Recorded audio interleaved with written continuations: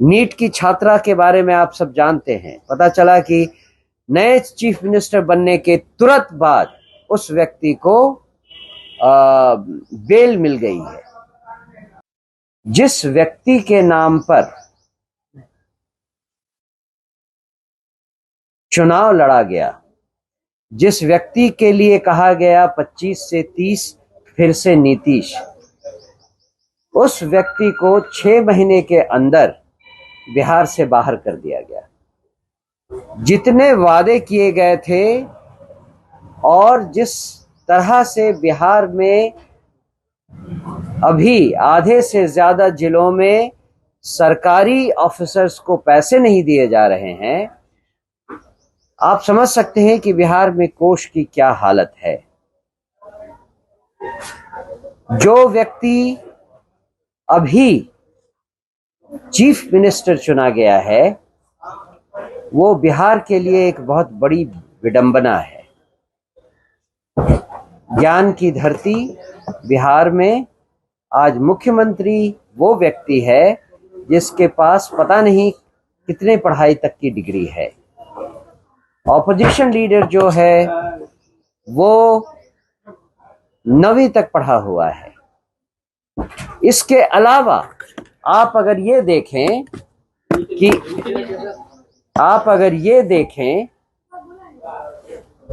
कि जिस व्यक्ति को अभी मुख्यमंत्री बनाया गया है, वो अभी तक गृह मंत्री था, और गृह मंत्री होते हुए बिहार में हर रोज एक हत्या, एक बलात्कार, कुछ कहीं न कहीं कोई न कोई दर्दनाक घटना होती रही है। प्रशासन बिल्कुल चेतना शून्य हो गया है। नीट की छात्रा के बारे में आप सब जानते हैं। पता चला कि नए चीफ मिनिस्टर बनने के तुरंत बाद उस व्यक्ति को बेल मिल गई है। ऐसी सरकार से बिहार की जनता और क्या एक्सपेक्ट करे, सिवाय धोखा के, सिवाय दगा के। जो कुछ भी बिहार की जनता ने किया, ऐसी सरकार को लाए हैं जिससे उनका और उनके बच्चों का अगले 5 साल का भविष्य तो कम से कम और भी गहरे अंधकार में चला गया है। हमें आज नहीं मालूम, अभी अभी हमें खबर मिला है कि पिछले 24 घंटे में एक रेप की घटना मुजफ्फरपुर में हुई है और एक रेप की घटना किशनगंज में हुई है। आखिर ये क्या चल रहा है बिहार में? बिहार के बाहर जो भी बिहार की घटनाओं के बारे में सुनता है, केवल इतना ही कहता है, कैसे राज्य में रह रहे हो? क्या है बिहार? क्या है बिहार की हालत? और आप कहते हो कि बिहार में सुधार करेंगे। जब जनता नहीं मान रही है, जब लोग ऐसे एक के बाद एक इस तरह के निर्लज्ज लोग शासन पे आ रहे हैं, तो बिहार में आगे और क्या स्थिति हम दिखाएं?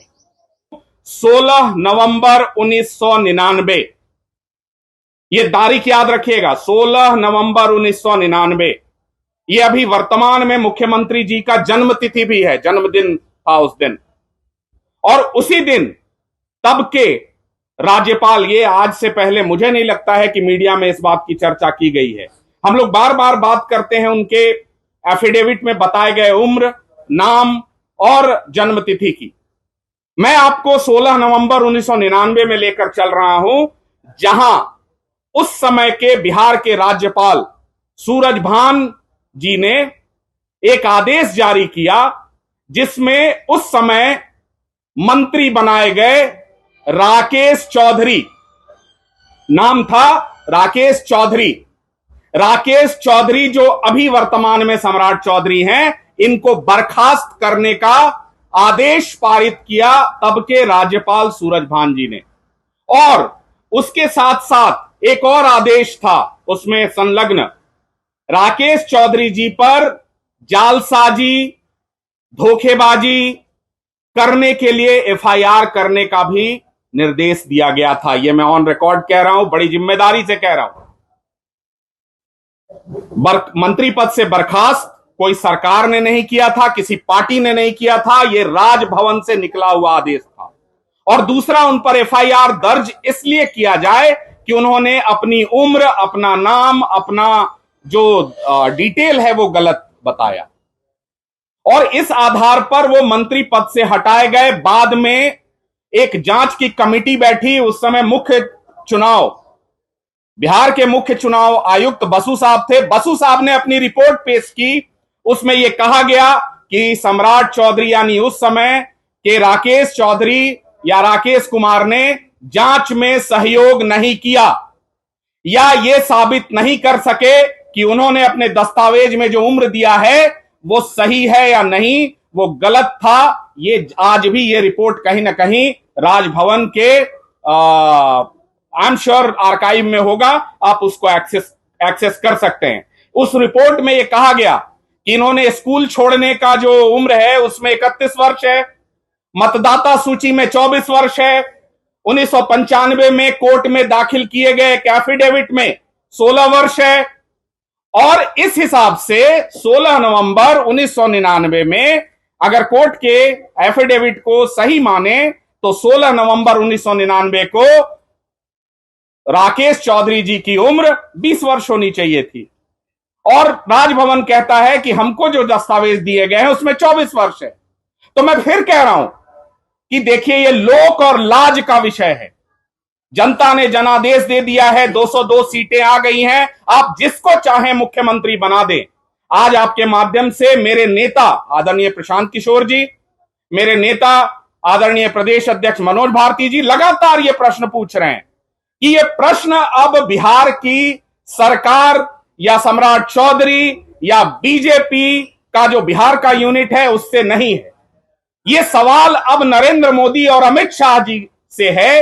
ये सवाल अब भारतीय जनता पार्टी के पार्टी विद अ डिफरेंस से है कि भाई कैसे, आखिर लोकतंत्र किस आधार पर चलेगा। क्या ये आरोप हमने लगाए हैं? आज जो मैं कह रहा हूं ये तो राजभवन का दस्तावेज है, जाइए और आप चेक कर लीजिए। मीडिया के सभी प्रमुख राष्ट्रीय मीडिया के चैनलों ने ऑन एयर वो पूछते रह गए कि भाई साहब आपकी डिग्री क्या है, उन्होंने आज नहीं बताया। मेरे नेता कह रहे हैं कि भाई अब तो आप मुख्यमंत्री बन गए हैं, अब तो बता दीजिए कि आपकी डिग्री कब क्या है, 10वीं आपने कब पास की है और ये आपको बताना चाहिए पब्लिक डोमेन।